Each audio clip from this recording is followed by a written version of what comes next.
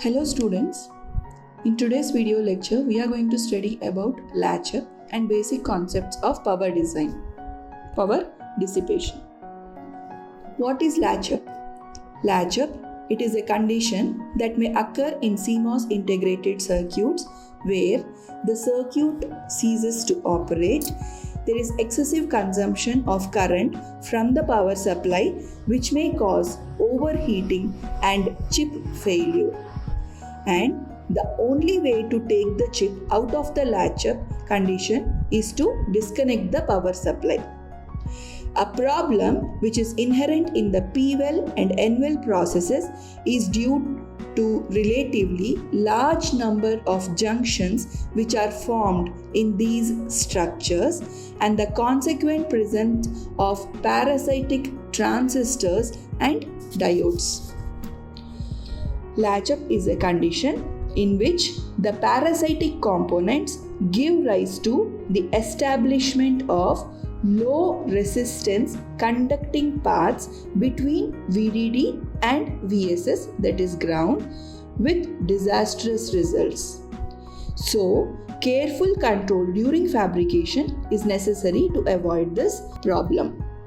Latch-up may be induced by glitches on the supply rails or by incident radiation. So, this particular figure, it shows the key parasitic components associated with P-well structure in which an inverter is formed. So you can see here that one transistor is formed, PNP transistor is formed, which is labeled as T1. This PNP transistor is between the P diffusion of the PMOS transistor, the N substrate and the P-well. Similarly, NPN transistor is formed between the N diffusion of NMOS transistor, P-well and the N substrate. You can see here, this is the figure showing you the NPN transistor and PNP transistors which are formed when N-well fabrication is used to fabricate the CMOS circuit.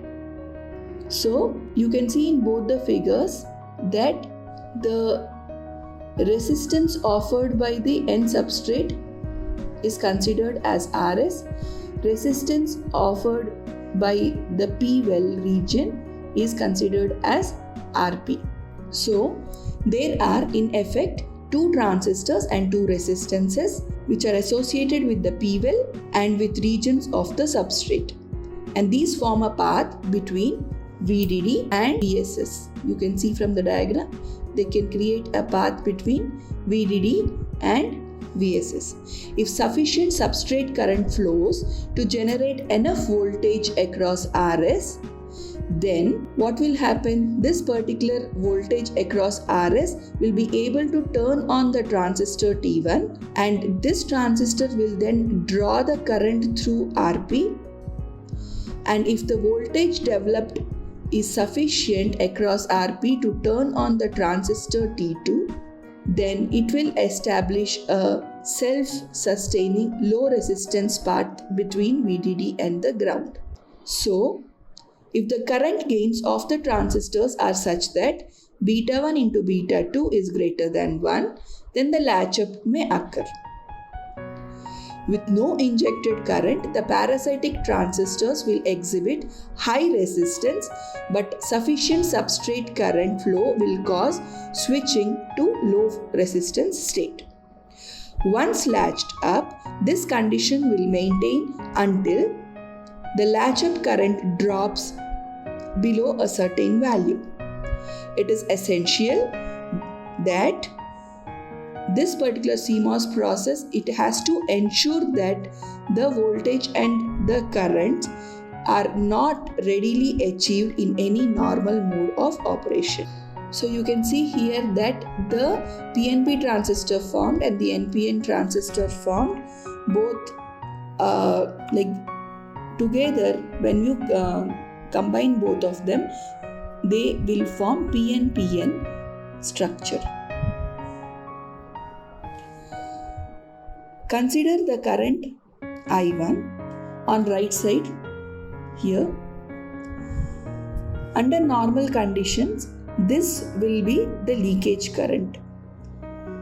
However, it creates a voltage VL that acts as the emitter base voltage, that is emitter base voltage of this PNP transistor. It enhances the flow of emitter current IEP and ICP in the device. Most of this current contributes to I2, because ICP you can see this contributes to I2, which establishes once again the voltage V2, and this voltage V2 will be the emitter base voltage of NPN transistor, that is base to emitter voltage of NPN transistor.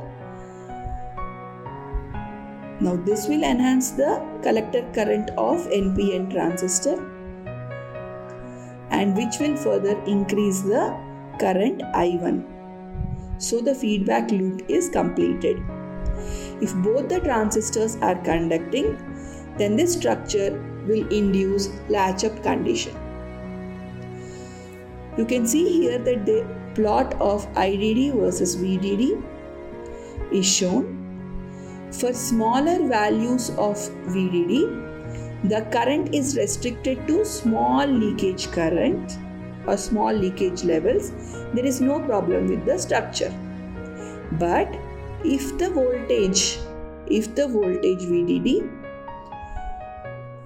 is increased to a value VBO, and this value VBO is known as the breakover voltage, then the blocking characteristics of the 4-layered PNP device break down, allowing IDD to increase as the voltage drops.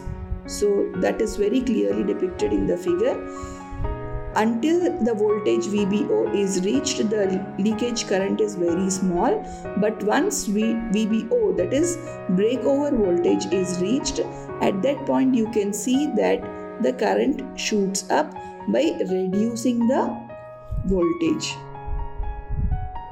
Since this has a negative slope, it is called negative conductance region of IV characteristic, the curve. Voltage falls until the device catches the exponential curve, which describes the high current flow levels from the power supply to ground. So this chip is classified as being in the latch up in this region. So the region where the voltage reduces and current is increasing, this is the negative resistance region, and then the current shoots up. You can say that the circuit is in latch up. So what we have to see? We have to see to it that the voltages and the current I1 V1, next I2 V2, they should be very low, so that these transistors do not switch on.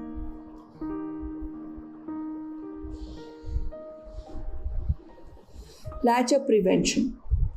Latch-up prevention techniques are usually specified for a given fabrication process and should be followed to ensure functional design.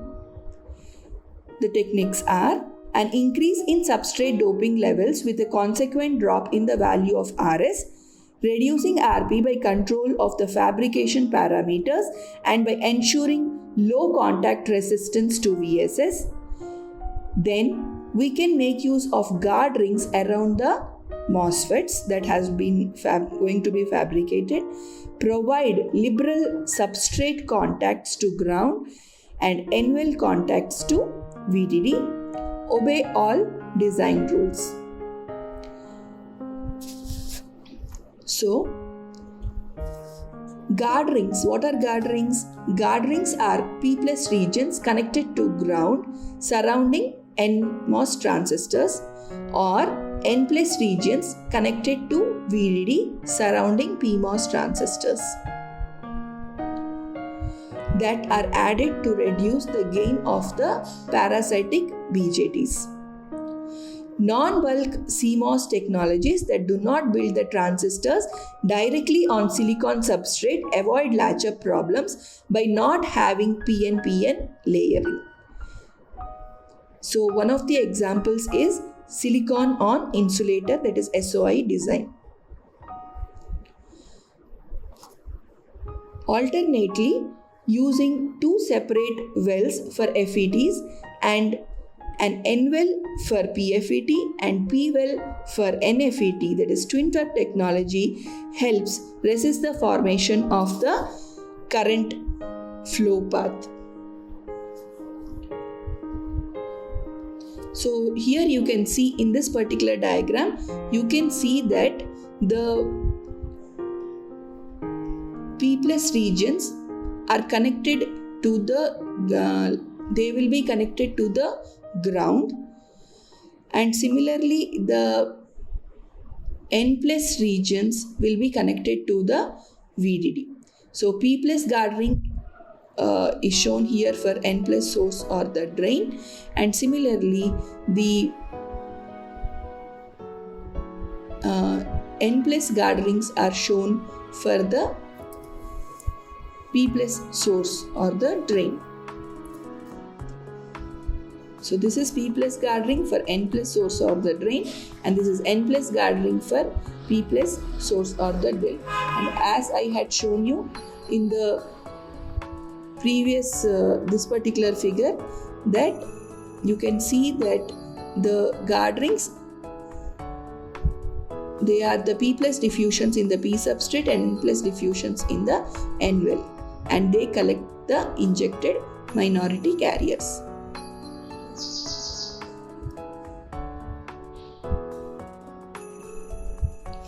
Power dissipation.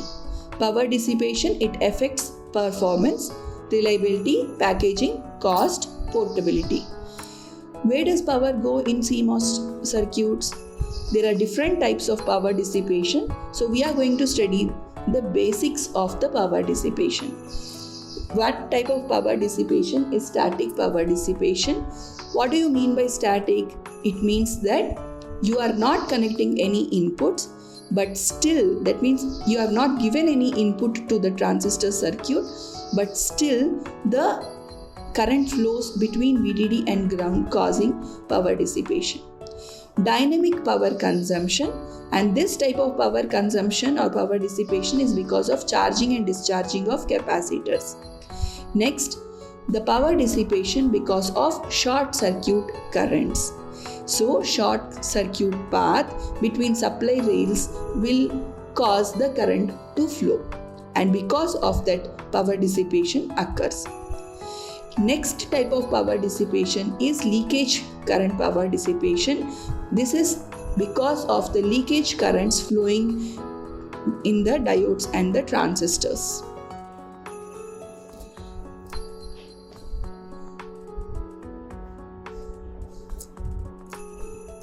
So, the rate at which energy is dissipated over a time is known as power dissipation, which is classified into two types, namely peak power and average power. Peak power, it is the maximum instantaneous power over a time, and it affects reliability of the device, which results in glitch and in turn increases the possibility of malfunction of the system. Average power affects the packing and cooling system.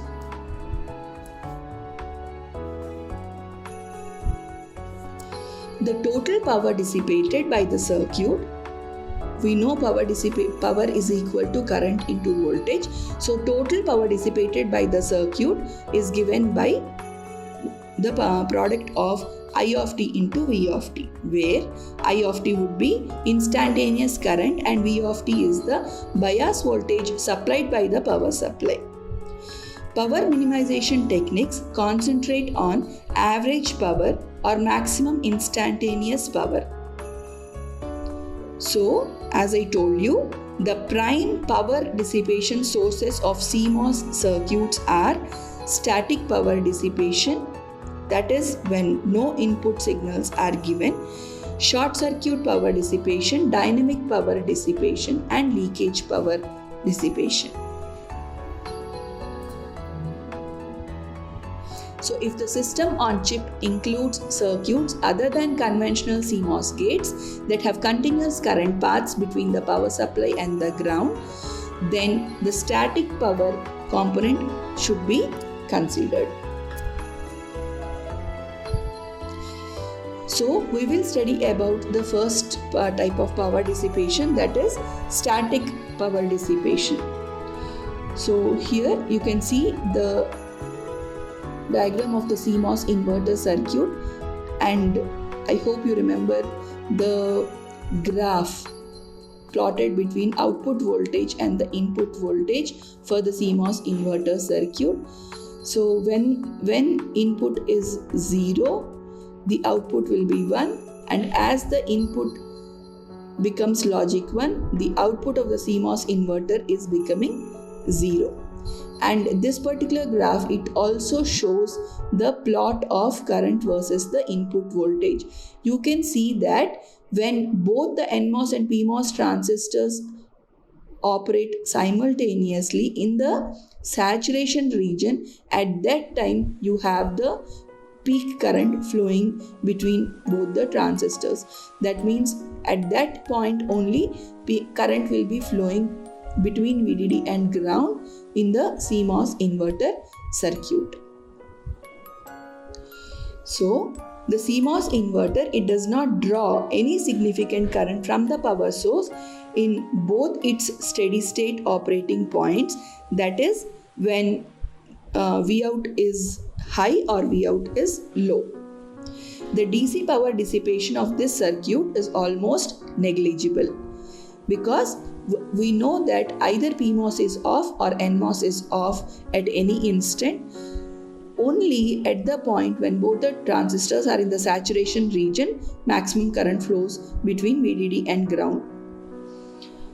The drain current that flows through the NMOS and PMOS transistors is essentially limited to reverse leakage current of the source and the drain PN junctions, and in short channel MOSFETs, small subthreshold current flows through the transistors. CMOS inverter, it does conduct a significant amount of current during switching event, that is when the output voltage changes from low to high state or from high to low state, and that is known as the dynamic power dissipation.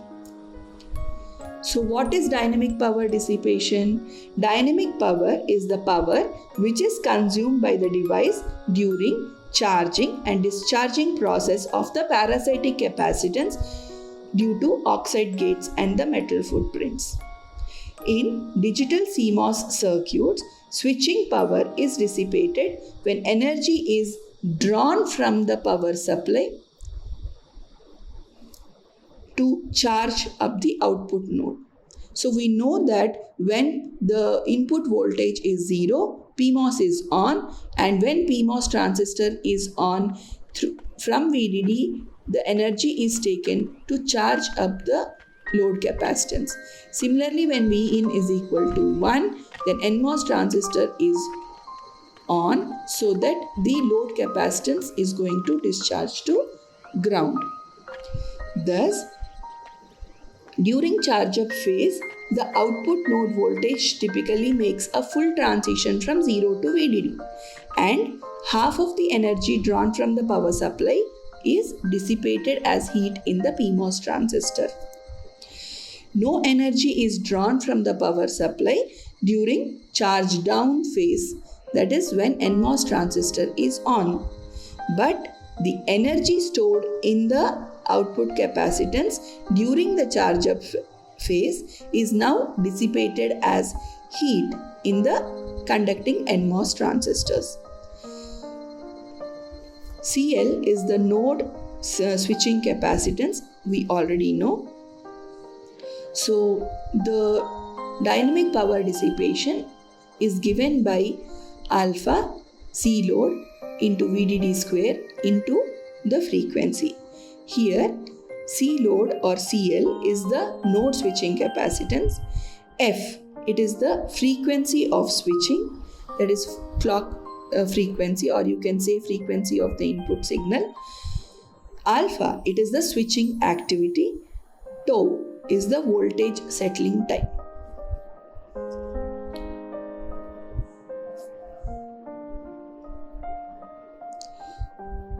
So here in this particular diagram, we can see that how the interconnects and the input capacitance of the gates being driven by a particular gate together will form the load capacitance of the driving circuit.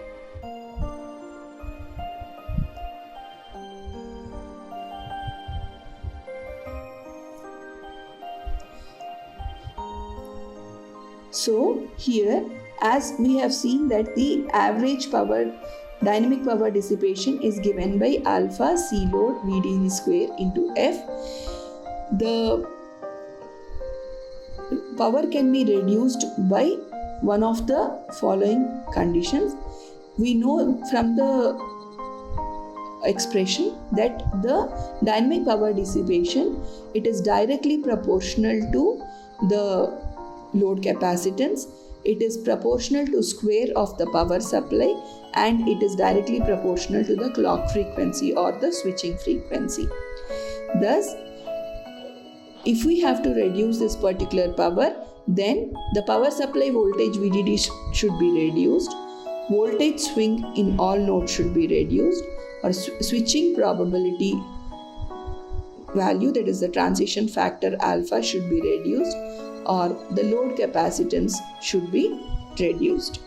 Switching power dissipation, it is also, you can see that it is a linear function of the clock frequency, but reducing the clock frequency, it diminishes the overall supply performance, or the speed will be affected.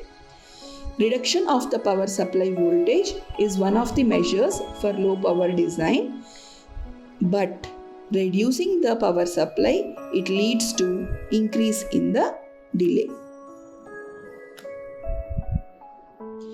So, what is short circuit power dissipation? Short circuit power dissipation, we don't have the derivation, so it is given by tau alpha V into the current short circuit current I. Short circuit power dissipation, it is due to supply voltage VDD of the devices, threshold voltage VT of the transistors, rise time and fall time of the input. An input with slow rise time in CMOS inverter contributes to approximately 20% to the short circuit power dissipation. If the CMOS inverter is driven with input voltage waveforms with finite rise time and fall time as it is shown in the figure, then both NMOS and PMOS transistors in the circuit may conduct simultaneously for a short amount of time during switching, forming direct current path between the power supply VDD and the ground. So you can see here, rise time and fall time are finite. So for this particular reason, both at a particular point, at one point, both NMOS and PMOS transistors will be on and the current will be flowing between VDD and the ground. The current component which passes through both NMOS and PMOS transistors during switching does not contribute to charging of the capacitance in the circuit. And that is why this particular current is known as short circuit current component, and it is prevalent in the circuit if the output load capacitance is small or if the input signal rise time and fall time are large. The input-output voltage waveforms and components of the current drawn from the power supply are shown in this particular figure. For symmetrical CMOS inverter with a small capacitive load, NMOS transistor in the circuit starts conducting when rising input voltage exceeds the threshold voltage VTN. PMOS transistor, it remains on until the input reaches the level VDD minus VTP. This we have studied when we studied the CMOS inverter circuit. The NMOS transistor will be in the cutoff region between 0 to VTN. That is, when the input voltage is less than VTN, the NMOS transistor will be off, but the PMOS transistor will be on. But when the input voltage crosses or exceeds VTN, then NMOS transistor will switch on. PMOS transistor will switch off when the input voltage exceeds VDD minus VTP. So, the region between VTN, that is input voltage is between VTN and VDD minus VTP, both PMOS and NMOS transistors will be on. So there is a time window during which both the transistors are on. Now, as the output capacitance is discharged through the NMOS transistor, the output voltage will start falling, and it has to fall to 0.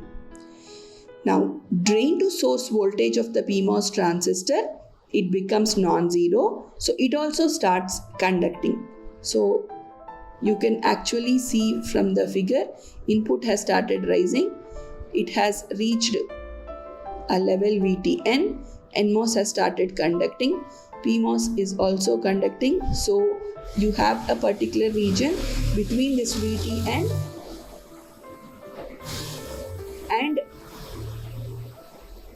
VDD minus VTP. So in this particular region, both the transistors would be on. And you can see once NMOS transistor is on, the output voltage starts falling. Drain to source voltage of the PMOS transistor, because it is non-zero, so it is conducting. So the short circuit current is terminated when the input voltage transition is completed and PMOS transistor turns off. So as I told you, PMOS transistor will turn off when the input voltage will exceed VDD minus VTP. Short circuit current component exists during falling input transition when output voltage starts rising while both transistors are on. That is here. I explained you for rising input. Similar case will occur for the falling input voltage also. PMOS transistor conducts the current to charge the small output load capacitance. So, the magnitude of the short circuit current component will be same during both rising and falling input transitions if the inverter is symmetrical, and the input rise time and fall time are also identical or equal. The current component responsible for switching power dissipation of the circuit is also shown in the figure. Average of these two currents determines the total amount of power drawn from the supply. So you have to take the average of these two currents. This is the short circuit current and this is the current which causes dynamic power dissipation. So you have to take the average of these two. The short circuit power dissipation can be reduced by making the output voltage transition times larger and by making the input voltage transition times also smaller.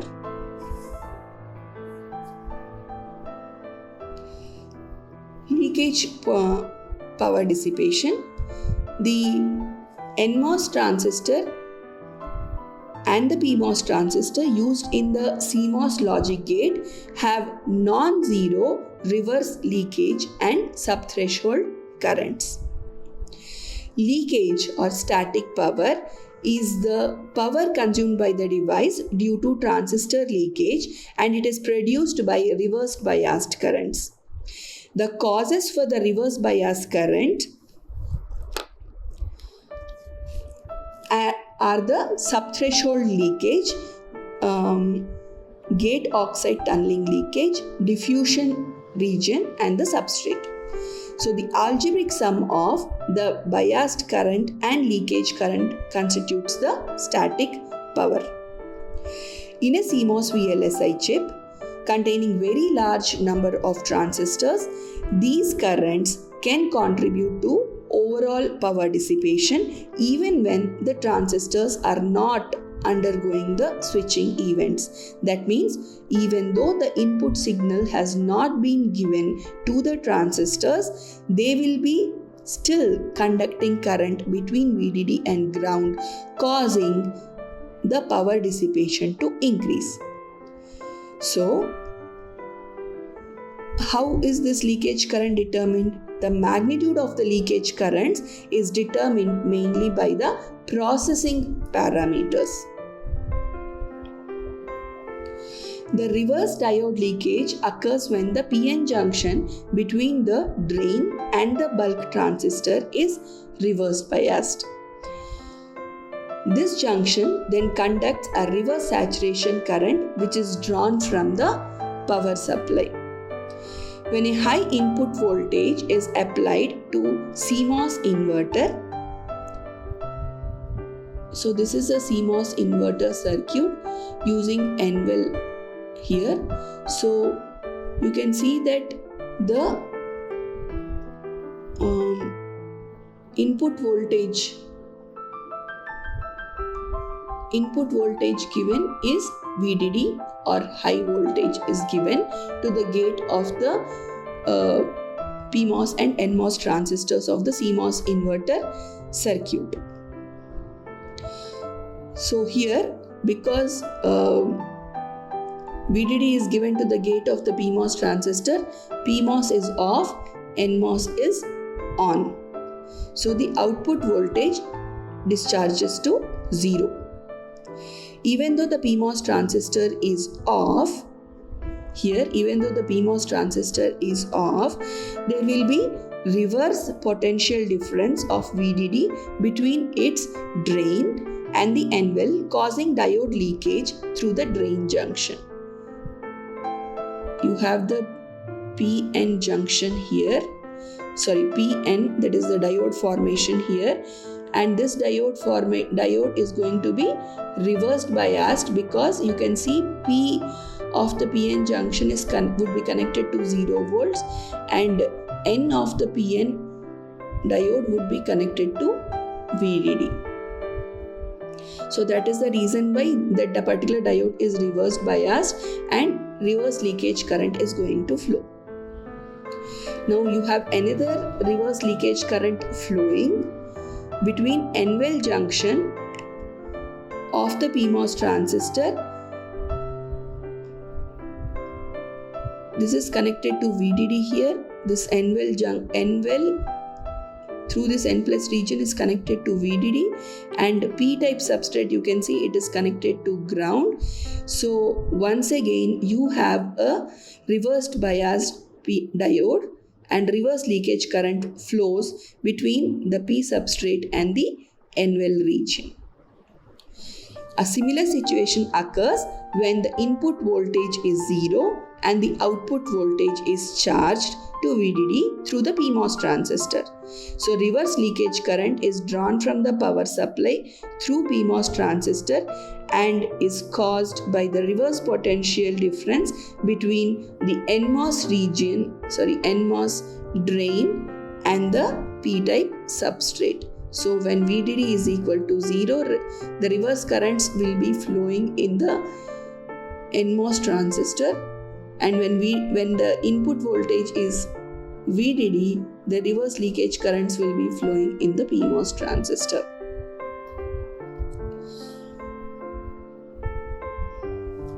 Subthreshold current in CMOS circuit is due to carrier diffusion between the source and the drain regions of the transistor in weak inversion. I hope you understand what is weak inversion.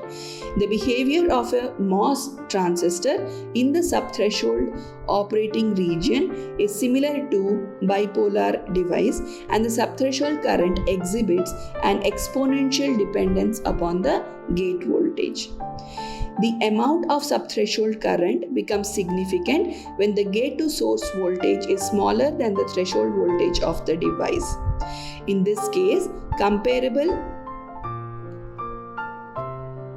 the power dissipation due to the subthreshold leakage, it becomes comparable in magnitude to the switching power dissipation of the circuit. So what you understand, when VGS is smaller than the threshold voltage of the device, then in that case the power dissipation because of the subthreshold currents would become comparable, or the subthreshold leakage currents will cause more power dissipation equivalent to the power dissipation caused during the switching operation. Now, even when there is no switching activity in the circuit, subthreshold currents must be considered for estimating the total power dissipation in standby mode. So when there is no switching activity, that means when inputs are not given to the inverter circuit or any CMOS circuit, at that time the static power dissipation is any current flowing between VDD and ground, that is the current flowing because of the diode reverse leakage currents or the subthreshold currents. Everything have to be taken into account. One simple way to limit the subthreshold current is to avoid very low threshold voltages.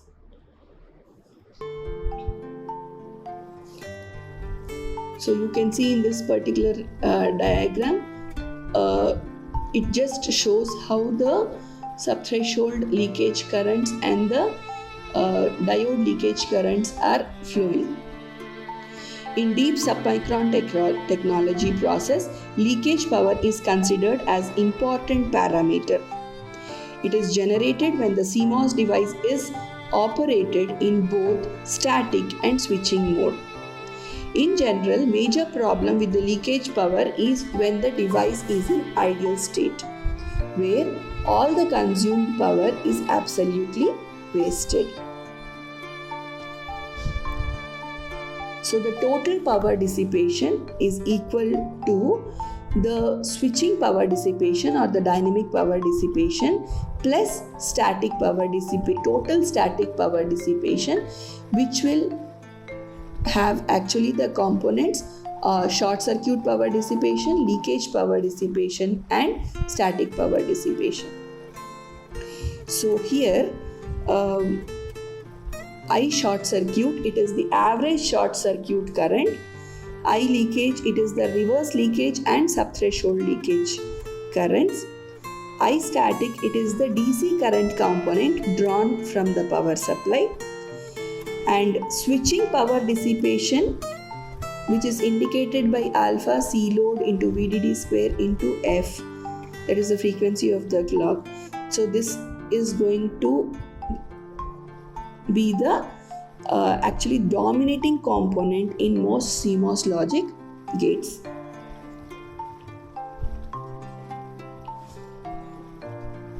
Now, as I told you, if we are going to reduce the input, that is the power supply voltage, then in that case we can actually reduce the dynamic power dissipation. So that's why let us consider what is the influence of voltage scaling on power and delay. reduction of the power supply voltage, it reduces the dynamic power dissipation, but it is going to increase the delay. That is, there is a trade-off. The trade-off between the reduction in the power supply voltage and delay is that reduction in the power supply, it is going to reduce the dynamic power dissipation but increases the delay. If the power supply voltage is scaled down while all other parameters are kept constant, then we know that the propagation delay would increase. Dependence upon the circuit speed on the power supply voltage, it influences the relationship between dynamic power dissipation and the supply voltage. There is a quadratic improvement or reduction of the power consumption as the power supply is reduced. Now, if the circuit is operated at maximum frequency allowed by the power propagation delay, then the operating frequency or the number of switching events per unit time, it will decrease as the propagation delay increases with reduction in the power supply.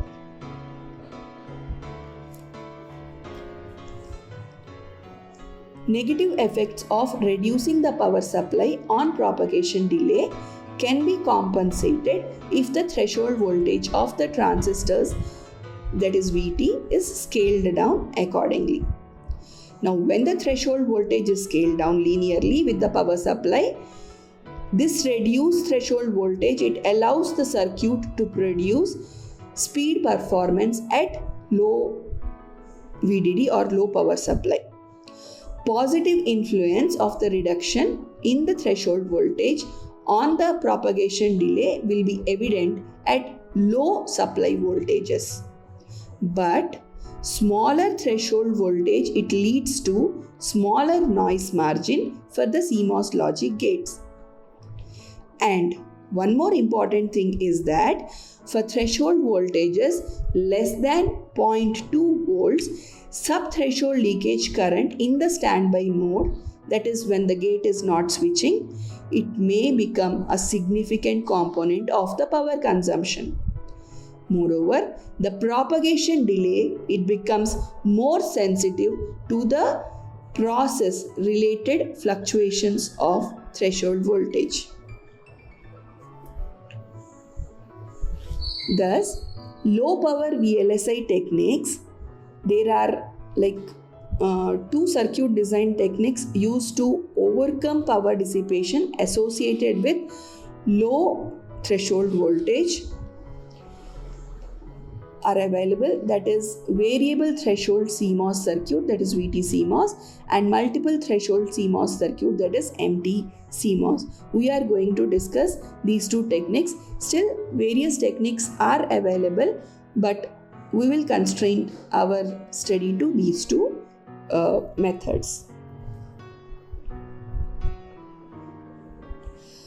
What is variable threshold CMOS circuit? Using low supply voltage and VT in CMOS logic circuits is an essential method to reduce overall power dissipation while maintaining high speed performance. But designing the circuitry with low threshold voltage transistors leads to increased subthreshold leakage and thus high standby power dissipation when the output is not switching. One way to overcome this problem is to adjust the threshold voltage of the transistors in order to avoid leakage in standby mode by changing the substrate bias. We know that the threshold voltage, it is a function of the substrate bias or source to substrate voltage. In conventional CMOS circuits, substrate terminal of NMOS transistor is actually connected to ground and the substrate of the PMOS transistor is connected to VDD. So that the source and drain of these regions, that is PMOS and NMOS, are always reverse biased with respect to the substrate. And threshold voltage is not influenced by the body or backgate bias effect. In VT-CMOS, that is variable threshold CMOS circuit technique, the transistors are designed with low threshold voltage and substrate bias voltages of NMOS and PMOS transistors are generated by variable substrate bias control circuit. So in this particular diagram, you can see that you have a substrate bias control circuit which is going to vary the substrate bias of PMOS and NMOS transistors. So, when the inverter is operating in active mode means you have given the input as 0 or 1. Based on that, either PMOS is switched on or NMOS is switched on, and the output load capacitance is charged or discharged. So in such case, that is when the inverter circuit is in active mode, then at that particular time the substrate bias voltage VBN of the NMOS transistor is 0 volts and VBP is 2 volts, because here you can see the power supply given to the circuit is reduced to 2 volts, and we know that the substrate of the PMOS transistor should be connected to VDD, or here in this particular case 2 volts. So that is the reason the substrate of the PMOS would be connected to 2 volts and substrate of NMOS is connected to 0 volts in the active mode. And when this is done in this manner, then the circuit operates normally with low VDD and threshold voltage, benefiting from low power dissipation due to VDD and high switching speed due to low threshold voltage. However, when the inverter is operating in standby mode, the substrate bias control circuit generates lower substrate bias voltage for NMOS and higher substrate bias voltage for PMOS. That is, the substrate bias voltage for PMOS is 4 volts and that of NMOS is minus 2 volts in the standby mode. So the magnitude of both VTN and VTP are increased due to the backgate bias effect or the body effect. VT-CMOS technique can also be used to automatically control the threshold voltage of the transistors in order to reduce the leakage currents. This is called self-adjusting threshold voltage scheme or SATS. Now, what are the disadvantages of variable threshold CMOS circuit? This circuit, it requires twin well or triple well CMOS technology in order to apply different substrate bias voltages to different parts of the chip. Separate power pins would also be required if the substrate bias voltage levels are not generated on the chip. Now, the next technique is multiple threshold CMOS, that is MT-CMOS circuit. MT-CMOS is an effective circuit level technique that provides high performance and low power design by utilizing both low and high threshold voltage transistors. This technique is used for reducing the subthreshold currents in the standby mode while maintaining the circuit performance. Different types of transistors with different threshold voltages are used in this circuit to reduce the leakage currents in low voltage circuits in the standby mode. Low threshold voltage transistors are used to design logic gates where switching speed is of importance.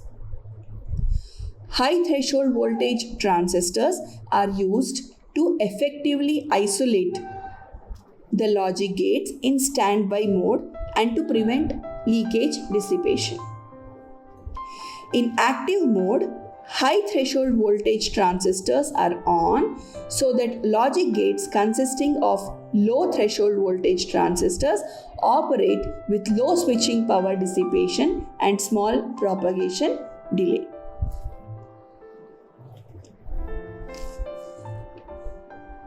Here you can see that standby, when the transistor is not in standby mode, then standby will be 0, so standby bar will be 1. So both these high threshold transistors, PMOS and NMOS transistors, will remain on during the active mode of the transistor circuit, active mode operation, and everything is controlled by the low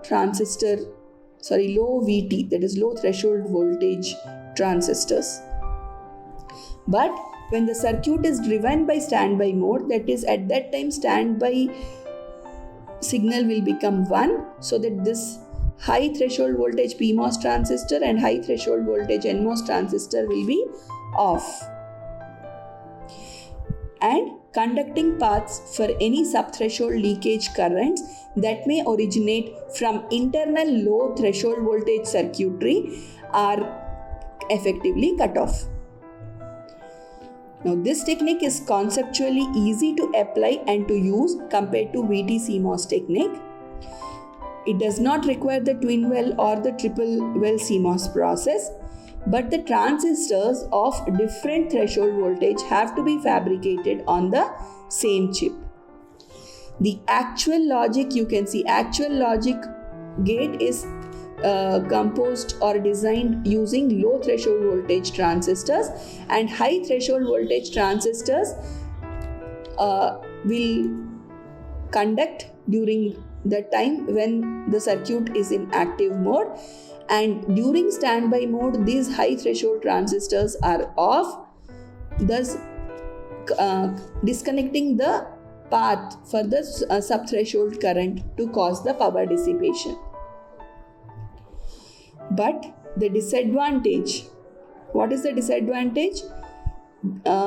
You have to, one thing is you have on the same chip, like you should have both high threshold voltage and low threshold voltage transistors, and this presence of series connected standby transistors will increase the overall circuit area, and they also will add to the extra parasitic capacitance and the delay. Many other such low power techniques are available for different applications, and lot of research is also going on in this area of low power VLSI. So in this lecture I have just given you the basic concepts of power dissipation, and I have explained you the latch up.